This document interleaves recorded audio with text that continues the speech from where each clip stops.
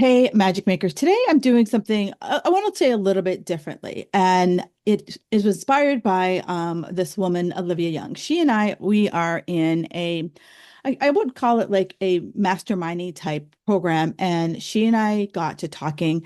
We both do health and fitness. We work with clients on weight loss. One of the conversations we got to talking about is how now we are really working with clients to focus more about performance over weight loss. For me, I focus on, how do we have a healthier lifestyle over just always being like, get that damn scale down, where she's coming from it as like, how does she help her athletes become, more performance based and less weight loss based? And as we started having the conversation, I was like, this is a conversation that other people should hear other than she and I.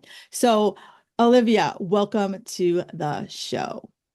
Hi, Kim. Thank you so much for having me. I'm really excited to have this conversation because I agree. It is something that I think more women should hear and should be able to have conversations in their own groups and communities about this and help support each other to just not always focus on weight loss. I think that's fine if people want to focus on fat loss, but also knowing that there's so much more to fueling your body and being in an exercise routine and being active than just focusing on being smaller. Yeah, and it's so funny because you and I were having that conversation, I think about even now when you look out into the abyss of social media from commercials that you see, it's all about like lose 20 pounds in 20 minutes and lose this. And so it's really hard as for you and I to kind of combat that noise because Hmm. that's all you see, that's all you see, that's all you hear. So someone who is like, um, I'd say like listening to this, you know, what was like kind of like your shift that you said, you know what, I no longer want to focus on the smaller. I want to focus more about the how do we, really shift to be like, let's focus on performance or something other than weight loss to kind of get you out of that cycle. Yeah, I would say that my journey, maybe like other women, but kind of came from a place of not having a good relationship with food and my body image, but I always liked to exercise. Like I know that exercise is important. I enjoyed how I felt how I felt after I exercised, and I've always tried different things. And so it just got to a point where I was like, okay, the always trying to eat less and Mm, be restrictive with my food is not working for me. I yeah, kept feeling like I kept having to lose the same 10 pounds each year, each summer. And I was always thinking about how to lose weight or trying to control my food. And I was like, this is mentally exhausting. I just can't do this anymore. And I was like, what if I just didn't try to restrict myself and I just tried to eat a little bit more normally, where I would listen to my body instead of mm, just tracking my food in a certain amount of numbers telling me how much I should be eating, right. and try to retrain that kind of mechanism in my mindset around food. And so I kind of just focused on just like what maintenance would look like and staying in a fitness journey. And then I found myself enjoying just being able to eat more and seeing that I was building more muscle and I was so much stronger and I felt Right. so much better. And then that just kind of led me to like, well, I know that nutrition is important and can affect your performance, but now it's just so much easier to perform better when I'm not trying to restrict my food. Right. And it's funny as you say that, one of the things that most people hear is that last year was like, I'd say the first time I had ever done what I call like a maintenance journey and to really understand what does maintenance look like for me, Mhm. and getting to maintenance is hard. Yeah. I want to say it's probably harder than dieting. Yeah. And for someone who's listening, and guys, I'll link a show I did about like my journey to maintenance. But for some of Mhm. you listening, people are like, "But how did you not step on the scale?"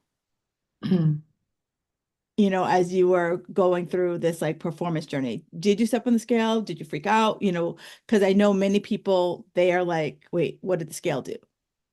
Hmm. Yeah, no, I remember taking a little bit of a break from the scale because at that point, like I was getting on the scale every morning. I Mm, was taking my measurements around my waist and my hips regularly. I was taking progress photos. And I just knew that if I was going to be at maintenance, I wasn't going to be looking for a change. And I think that that is like a hard mindset shift when you're mm, going to maintenance is that you aren't looking for the scale to change. So it's almost like, why are right. we getting on this all of the Yeah. time? We don't need to get on the scale all of the time because I'm not looking for a change. I'm not looking for validation if this is working or not. That Yes. then that I could just take a step back and be like, okay, actually the goal is staying the same in a way. Yeah. Um, and so only getting on the scale once a week was fine for me. Yeah. And it's I know for me, my journey in that maintenance phase was that I told myself, I'm like, because I'm like, this was uncharted territory for me. So I'm like, I don't know, but I'm like, I always look at things I do from like a client's eyes. And so I'm like, okay, if I was Sally client, she's gonna step on the scale, even though I tell her not to, she's gonna Right. do it. And so I'm like, okay, I told myself, I'm staying within this 5 pound range. And like this was like the range that I gave myself so that if a client asked me, am I gonna put on weight? I didn't want to be like, I don't know. Like I wanted to be able to say, Right. Probably. Yeah. But and I was like, if I stay within this 5 pound range, then if I go 6 pounds, then I know that that's gone a little bit too far. Mm-hmm. Yeah, I would agree with that. I think that it is even really important for women to know that weight fluctuations are normal. I Mhm. would say a 2 to 5 pound like fluctuation, especially throughout if they're menstruating still, but just generally that's like a healthy fluctuation. You're not going to stay to the tenth of a decimal like every single day, Right. every there's so many things that affect our weight beyond just our food and exercise that we know and probably talk with our clients about a lot.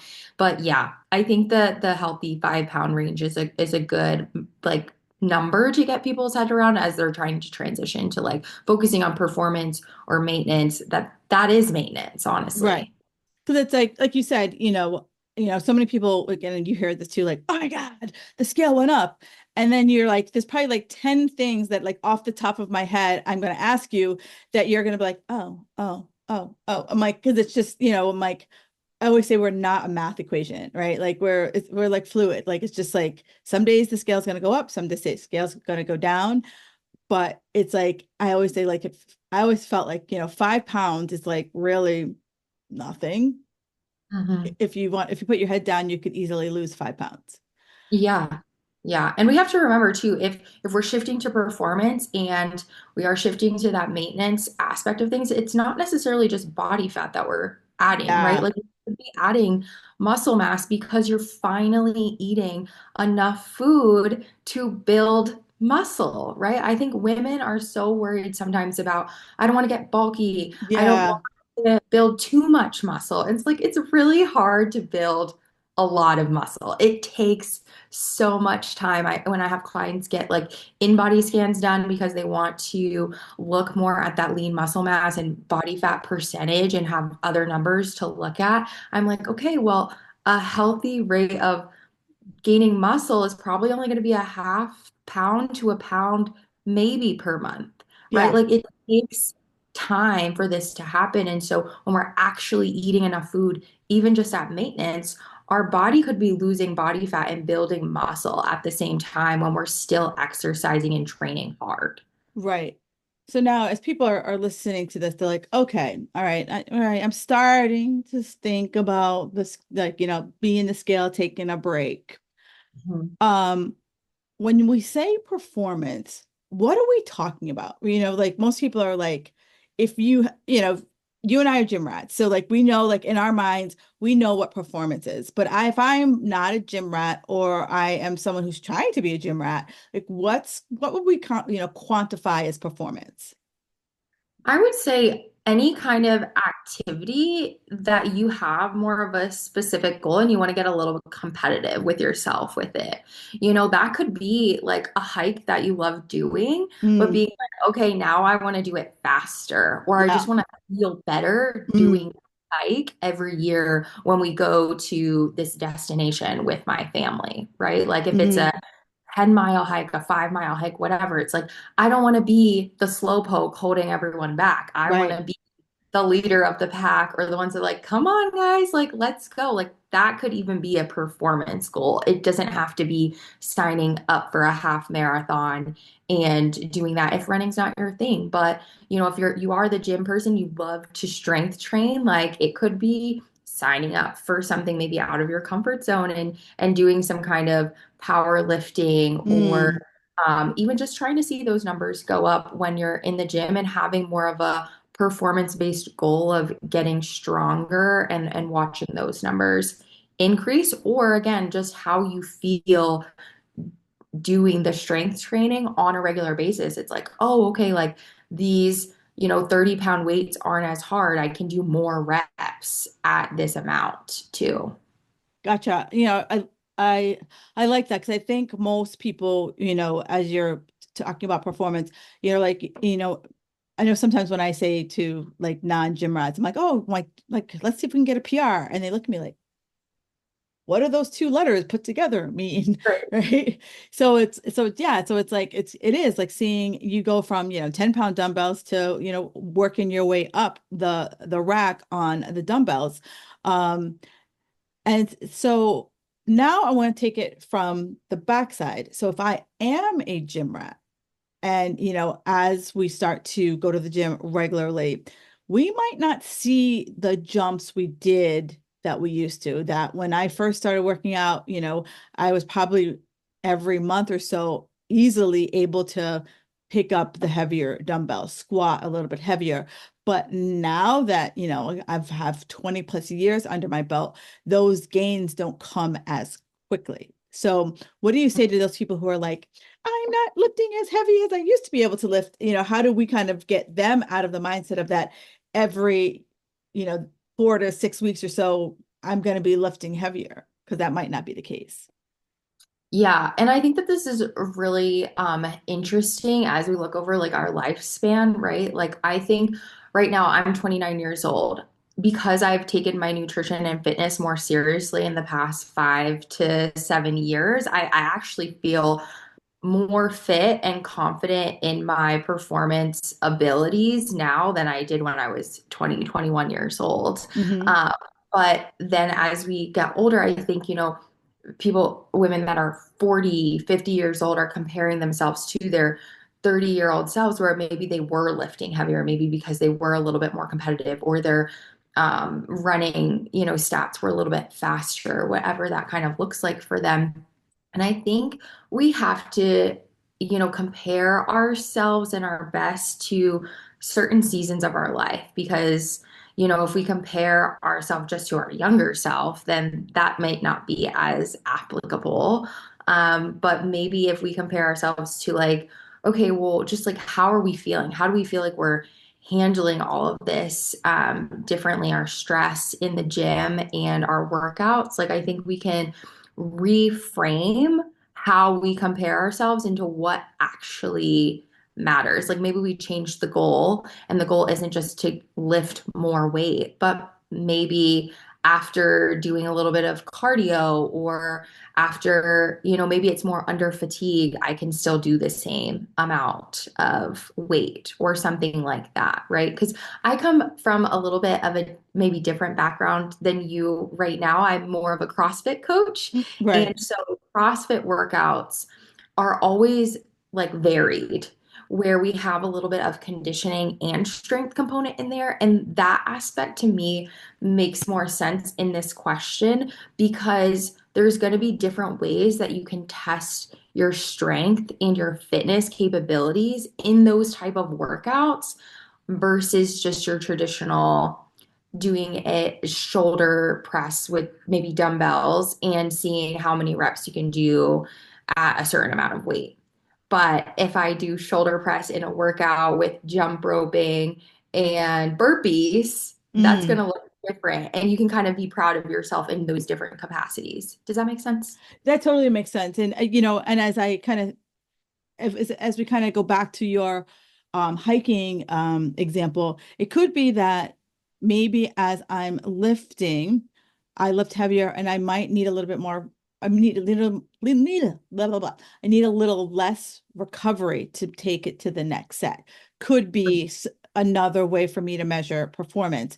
Or maybe it's like instead of rushing my sets, maybe I am taking longer so that I can lift the heavier weight and take the time that I need for my muscles to truly like be like, okay, girl, we're ready, let's go and lift a little bit heavier. So I think as you are having this conversation, and hopefully, guys, as you're listening to the conversation, you're starting to think to yourself, it's not always about more, more, more. It could Hmm. be about how fatigue, overall energy. It just could be, what did I do ahead of time? Did I get a good night's sleep? Did I just, like you said, was I doing burpees and then, running 400 meters and then rowing and then went into my lift? So it's kind of like us kind of zooming out and seeing all the activity that was in that particular workout and how did it go? Yeah, and I even think too, like as we're talking about this, I'm thinking about the flexibility and mobility. Yeah. Like when you incorporate that kind of recovery aspect or warm up or cool down, or whenever you're kind of fitting that into your day or your fitness routine in a week, that can make a big difference too in just how you feel in your workouts and in your ability level too in your performance. Yeah, no, that is spot on and definitely a way to think about it too. And one of the things you said that I feel that many people lose sight of, and I'm glad that you learned this lesson early because, if I could go back in time and tell my 29-year-old self, I'd probably be like, for the love of God, it's okay to eat more food. Um, and so you talked about, we need to fuel for our strength, not just, race to the bottom of the calorie scale. So as what was it kind of like for you, kind of like that click that said, me not always eating enough isn't translating for me here anymore. Hmm. Yeah, I think I realized that I was kind of hitting that plateau in my performance because at that time I was lifting a lot in the gym. That was like my primary fitness goal was just going into the gym and lifting. I wasn't really doing much cardio or anything else that makes people more well-rounded now that I try to do. And I realized that I was just like, this is just getting really hard. And like, I'm not seeing those progressive jumps anymore. Mm, And I was getting really mentally exhausted. So I was like, I think it's just time to try to eat more food and see what that's about and see yeah, what I actually feel and just make it a little experiment for yourself, right? Like yeah. that's what I kind of had to tell myself is like, okay, for 1 year, I'm just not going to restrict my food, Mm. not going to put myself in a calorie deficit and just see what happens. It's 1 year of your life. Like, what do you have to lose? Do you know how many people just passed out right now when you said a year? I'm like, all right, here's your smelling salt. Right? The smelling salt it's here. I'm laughing because this is probably maybe a year ago.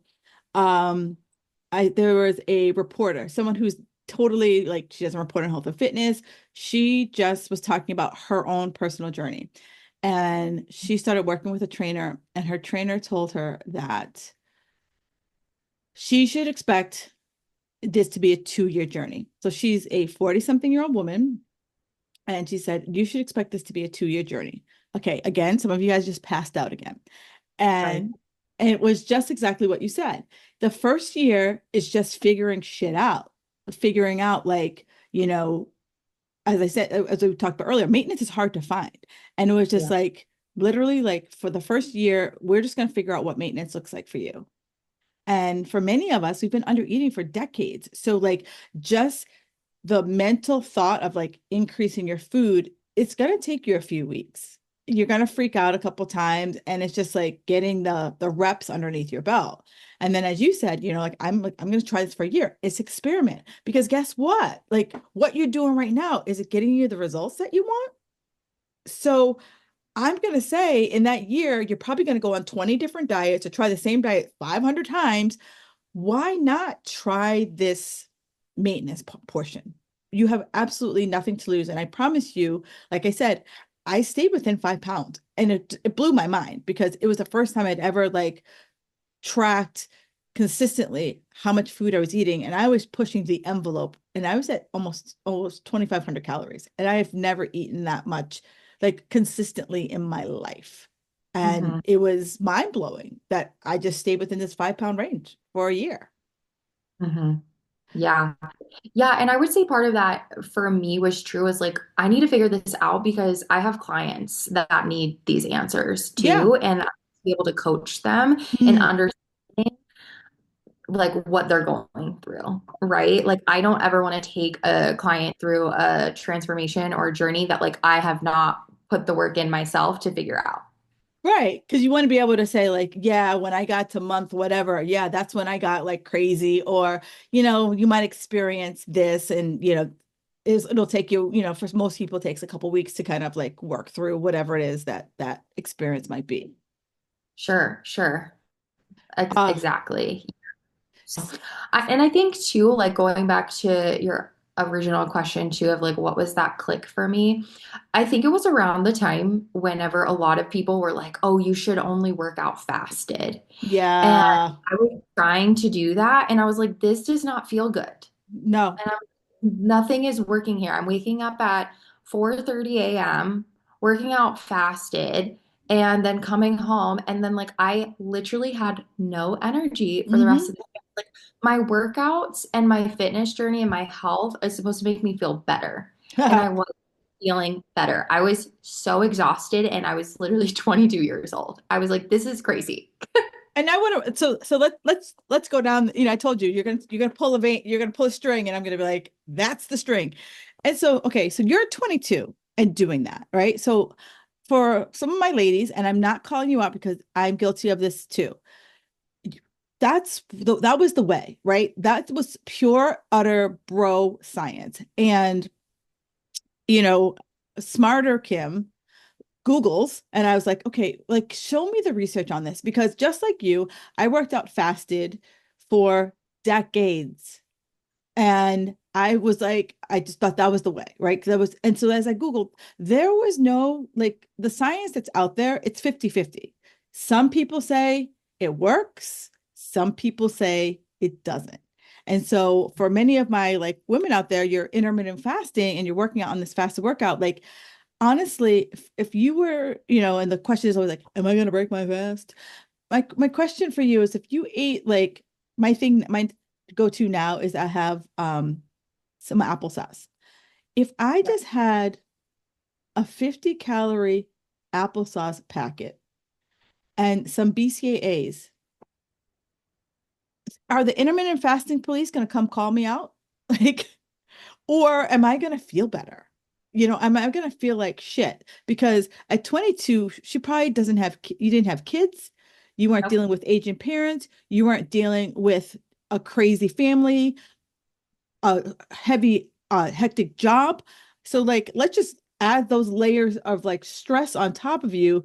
Now you're going to be like, I'm going to now work out 2 hours at the gym as hard as I can with nothing in the tank, except for maybe if you eat, I'm hoping you ate dinner late last night. Because if I didn't eat dinner late last night, I'm at zero. Yeah. Yeah, for real. No, that was my exact thought. I was like, this doesn't make sense to me anymore. So I just started, and something too, I felt like in my brain that I had always told myself, which I hear a lot when I try to pressure clients into eating before their workouts if they've only ever fasted and worked out is that they worry about they're going to get sick because they're not used to having food in their stomachs and they're like, oh, I can't work out. It like makes me nauseous with food in my stomach, blah, blah, blah. And it's like, it's an applesauce packet. Like, just try, Yeah. you know, or Yeah. sip on a body armor or a Gatorade that is literally hydrating you at the same time, but also providing your body with carbohydrates. Right. And it's, we're not saying have a full meal. Like I know for me, like I picked applesauce because like it's already pretty like pre-digested, quote unquote. So I was like, the thought of like even having like a half a banana probably just wouldn't sit well in my stomach. And so I was like, applesauce. And I'm like, you know what? It's like I look forward to it. It's a nice little like pick me up. And when I come home, I'm like, yep, I can eat breakfast. And I feel like my lips feel I feel a little bit better. I don't always feel like trash leaving the gym. Mhm. Yeah, exactly. Like you're putting some carbohydrates in your body. Your body's going to be able to pull from that. So you're going to be able to feel a little bit better. Like, why would I do the same workout but feel worse doing it? It makes no sense to me. Like if I just have an applesauce packet, drink some water, and I actually feel better and enjoy my workout more because I don't feel like death, I feel like that's worth it to me. Yeah. And like I said, like I don't know, there it's for me now it's bro science. It's 50-50. Like there's no like conclusive results that say fasted strength training is going to be the key to unlock the weight loss game. Because if it was, I think someone would be like, beating on their chest telling you to go for it. Well, yeah, and when we're talking about weight loss, we have to remember we can't hack, I'm using air quotes here, like hack our way into fat loss and trick Mm, our body metabolism. There are no tricks. It is science here. And if we want to lose body fat and maintain those results so that we don't have to keep losing the same 10, 20, 30 pounds, we have to build muscle. There's no way around it. And you're not going to build muscle if you're not eating enough or timing your nutrition efficiently around your workouts. right. And so with that said, I'm always of the school, don't let great be the enemy of good. And Hmm. so and I'm sure your clients have in the same vein. So a lot of my clients will be like, some of my clients work out like mid-morning and they'll be like, oh, I work out mid-morning and then I have to run errands after. And by the time I get home, I'm starving. And Hmm. so again, I'm like, that applesauce packet, like, is a good gap meal or carrot sticks or something that like a half a protein bar, something that's like you're not having it's not a snack per se, but it's not a meal per se, but it's something that gives you that like hour before you hit that like hangry point of you. What are your thoughts on those kind of like that kind of I'm calling it a gap meal. I don't know what the right term would be for it. Yeah, well, I mean, I'm a huge proponent for snacks. That's literally one of the things that I say all the time. And if you go to my social media, I'm always giving snack ideas because I just think that people have gotten into this mindset around diet culture that snacks are bad for you. Well, it's not that snacks are bad for you because if we have a purpose for them, Yeah. they're fine. And if we are choosing things that are still nutrient dense, that's fine. And so, why would I not pack snacks to go with me if I know that I have 2 to 4 errands to run after the gym just because I think snacks are bad and I shouldn't feel like I shouldn't eat yet? Like, that's so silly to me. Like, pack the protein bar, pack the beef stick, make the smoothie before you go to your workout, leave it in the car. It's cold out, it's winter season right now, and then sip on it while you're running around your errands. And then when you get home, so what if you're not hungry for a huge meal at that point? That's great because usually we make healthier decisions about our food when we're not starving. So then we get home from running the errands and we can make a mindful choice of like, oh, Mm, I have some leftover protein and veggies from dinner last night. Let's just eat that. I now don't need to raid the snack cabinet from like right. children and can just eat a balanced meal, and then carry on with the rest of the things I have to do for the day. Yeah, no, I like that because it's like, I feel that so many of us have been like conditioned, white knuckle it. Like if you, or, I always try to train my clients to like not eat on a schedule. Like I'm like, stop, like, every feeling like you have to eat every 2 or 3 hours. I'm like, let's see, like, when you feel hungry, eat. So if it's 3 hours, if it's 4 hours, fine, whatever it is. But so many people are like, whoa, but I ran my errand and then it turned into like, and I'm like, that's when I always have something in the car so that, we all have those errands where like it's going to take me 5 minutes to do it. And then 2 hours later, you're still out and about. Right, because the line at the post office was insane. Right. And there's only one person and they're moving like, a snail.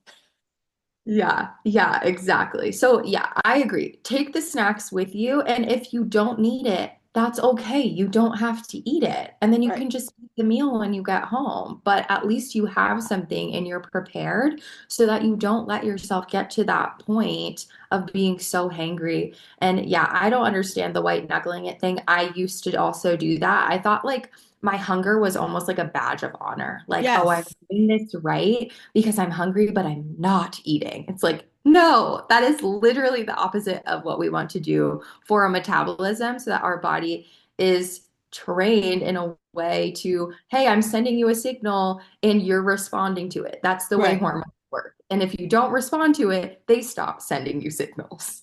Right. And if, I always also tell people like, and when you stop listening, like, how many times have you said, oh, I'm just gonna wait, I'm gonna wait. And you get home and it's like, if it ain't nailed down, it's going in your mouth. Mm-hmm. Mm-hmm. Yeah. And then that's what gets us on that, more binge restrict mentality because you just ate so much, you feel bad, you don't feel good physically, and then you're trying to restrict the next meal. Right. And so as people are thinking about performance, how often should I be tracking this? Is this a 30-day thing? It's a 60-day thing? It's a 90-day thing? Where should I kind of start to say, all right, where is my kind of like benchmarks? I think that really depends on what your performance goals are, like how you want to measure it and what makes sense for you and what you kind of need to see as progress along the way for you to stay motivated. Mm, Right? Because if, there's a longer term goal, right, that we're talking about maintenance or focusing on performance, maybe for the next year as an experiment, people might listen to this and are like, okay, let's just try it. Let's just try eating enough. I have this performance goal. I was already planning on doing this thing. Let's actually eat enough and see what happens. I think setting for sure a goal within 30 days, a shorter term goal, and then seeing how you feel. And know that you can always change the approach or strategy mm, if you don't feel like it's working. And I think that that's what's so helpful about hiring a coach is that you can talk through the process with them and be like, okay, like this is how I'm feeling. Like, is this how I should be feeling? Is this not how I should be feeling? Like, how do I know if this is working or not? When you can talk those things through with a coach who's worked on their performance goals right. before and been able to help. No, and I like that because you're right. Like I personally like I need the motivation and we're stuck in this instant gratification society, right? So I like that. Like, let's just say if I wanted to run a mile. So let's see if can I run a mile? And in 30 days, check. Like, did I not make it through the mile? Did I make it a little bit further, even if it's 3 minutes further than I did the last time I tried to run the mile? And just kind of every, few weeks, like to give yourself a retest and just see how it's going. Because I mean, unless you're that like rare bird who is, gifted, we're not going to see like, you're not going to go from like 1 week not being able to run a mile to like in 2 weeks running a solid mile without huffing and puffing. Like there is that rare bird. And if you are that person, to rock on with your bad self. Right, right, exactly. And I think when we're talking about nutrition and around performance too, is like play with different foods before or after your workout, and then Mhm. even give yourself like a little check-in of a few questions or rate how that, rate of perceived exertion was for that workout, depending on what you ate before or after, what your nutrition Yeah. the day before or whatnot, because that is going to make a difference in how you feel performance wise too. But I think you seeing how you rate those workouts and that perceived exertion will help you see, oh, when I was fueled better, when I did have better sleep the night before, I performed better. That felt easier to accomplish. Right. I wasn't boozing it up the night before. I feel better getting in that workout for sure. Because I think so many women discount the day before Hmm. and, discount that maybe it was like, I didn't really eat that much yesterday. But I'm still going to demand the same from my body as if I had, a 2000 calorie day. Right. Yeah, yeah. And I think that for sure makes a big difference when as women we're just like, "Oh, well, we should be able to have the same performance even when we don't put in the recommended or required energy for that." Mm, About with clients all the time is we ask our bodies to do so much throughout the day, but yet we are giving it the minimum amount hmm. of energy to do all the things. And we think that we're supposed to show up A1 with the best confidence Right. and outperform everyone else. It's like, no, we're tired, we're exhausted, we're showing up not feeling our best because we're not giving it enough to be at that level. It's funny that you say that. That's I have several clients that are like, queens of the Dawn Patrol. And I'm always like, I would rather you only work out 2 days this week if you told me that your kid is having a recital or a late practice or whatever, and you're not going to get to bed till 11 o'clock. And you're going to try to get up for that 4 or 5 a.m. workout. And I'm like, I would rather you skip that workout. I'd rather you skip that workout and just foam roll at home or do something else at home and get the sleep on the back end because it's going to be way better for you versus the like, badge of honor. I made it to the 5 a.m. class and I only got 3 hours of sleep. Yeah.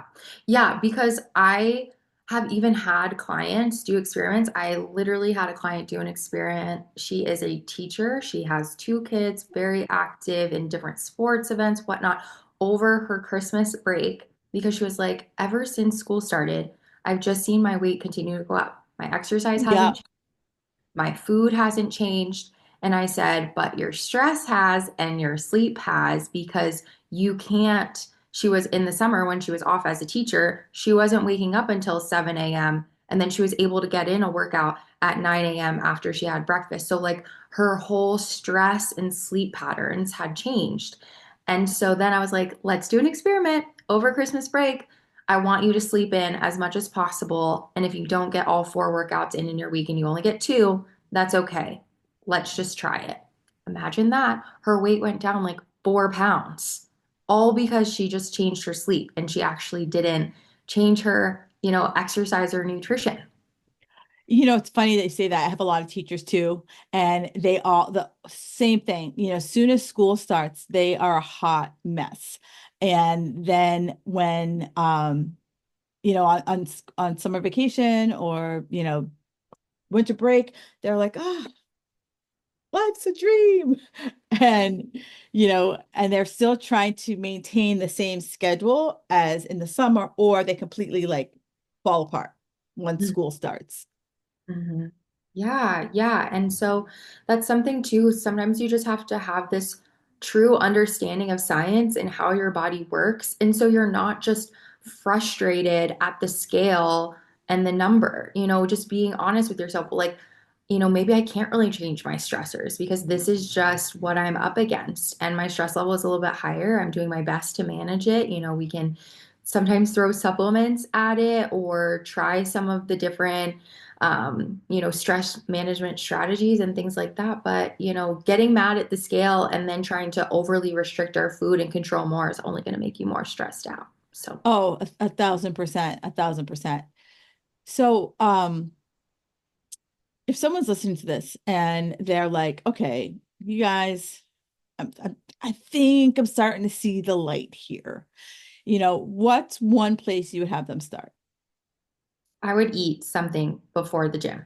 Okay. Before you work out, have a pre-workout snack. Start with the applesauce, the go-go squeeze pouches, whatever brand you can find at your grocery store. That is the simplest thing. Or, some kind of light carbohydrate drink, like the light body armor or something like that, just to have something like 15 grams of carbs. Just try it and see how you feel. And if you had like one workout that you would recommend, like one woman over 40 do, what is that one workout you would recommend? Ooh, I like this question. Women over 40, I want them to do a workout that is cardio and strength training combined. Ooh. So I want them to warm up efficiently. So we are grabbing lighter weights or a resistance band, doing some kind of light cardio to warm up. And then we are hitting the cardio and the weights hard for like 15, 20 minutes in some kind of like strength and cardio workout, whether that's rowing or you hop on the bike and then you're doing some kind of like maybe a body weight movement and a dumbbell or a barbell movement. And we're doing that hard. And then we're going to cool down with a walk and some stretching in your hour that you have at the gym. That's what I would have Did women you over 40. But did you hear what she said? She said an hour, right? There's none of we're not like, in a marathon here. Like we're not gonna be able to watch 4 hours of the Kardashians on TV. We're like in an hour, which I know for me, I was the 2 hour girl. And if it was under 2 hours, like why work out? And now I'm like, if my workout is more than an hour, I'm like, I'm out. I just am like, I don't have time for that anymore. Hmm. Yeah, no, for sure. And especially if you're not eating before the gym, girl, I would be passed out. I would be so tired. I look back at myself and I'm like, oh my God, I need to pull her back. I need to pull her aside and be like, girl, it's okay. Slow down. Yeah. And as people are like listening to this and like, my hope is that for me, I know, and I know the same thing for Olivia. Sometimes you're not ready to hear it and that's okay. Mhm. But sometimes you are like at that, like your ears just a little open and you've just been waiting for this different path. Mhm. What would you say is the best mindset shift for someone who's like struggling with that like slow weight loss that we're talking about? What's kind of like one way you be like, it's okay. Come to the light. The slow weight loss journey is the best weight loss journey because guess what, girlfriend? You are losing it slow enough to maintain the results Mm, and that it's going to be sustainable. Any of the fast weight loss, you're probably losing a lot of water weight and you're probably losing muscle along the way too. If you are doing it slow, it's going to be more sustainable so you can do it for a longer amount of time and you're going to retain more muscle in the process, which is really, really important. Um, and I just think that you will feel so much better just realizing that, hey, if we're still moving and the scale's still going down, but it's really slow, at least the scale's still moving or the inches are going down, your clothes are fitting better. When we get to that, like, halting stop, that's when it gets hard because then we're like, well, we have to change something up. Something's got to be different. yeah, I love that. I absolutely love that. And so, where can people find you if they have questions about anything related to you? Where can they find you? Yeah, I'm most active on Instagram at Live Beyond the Table. So my name's Olivia, so it's just LIV and then Beyond the Table. And you can slide in my DMs. I'm always happy to chat about anything. If you are in the CrossFit space or have done CrossFit before, I love having those conversations too. I recently moved to Wyoming, so if you're in the Wyoming or Midwest area, feel free to reach out to me. But yeah, snacks are something that I love to talk about with people and just helping people find healthy alternatives for snacking if they do want to make sure that they are better prepared for those errands or those busy days. I have a whole snack guide on my website. So just www.livebeyondthetable.com and you can put your information in, download a free snack guide, and let me know what snacks you end up eating. Awesome. And then I ask everyone this, what is one thing that makes you feel magical? Oh my goodness, a really good massage, like Ooh, 60 to 90 minutes. I yeah. just feel like a brand new woman. Yeah, especially when they get into like the nooks and crannies. That is just like, Oh yeah, just really back on those like back upper oh, shoulders, that you're just chaps. like, oh my God, I'm like, oh my, you're like, oh my God, you're massaging cement right now. Yeah, yeah. Oh my gosh, that always feels so good. Massages always make me feel so much better. Awesome. Well, Olivia, this has been such a great conversation, and thank you so much for taking the time. And so, Magic Makers, if this episode hits home, let us know, hit us up in the DMs, screenshot this, and make sure you tag us and let us know what performance goals that you might be setting for yourself this month. And if you are ready to break the scale and train like a badass, absolutely, myself or Olivia are here to help you out. And as always, please share this episode with a friend who might need this reminder that weight loss isn't always the goal. It's about living to your fullest, healthiest, and happiest self. I will see you guys next week. Enjoy the rest of your day.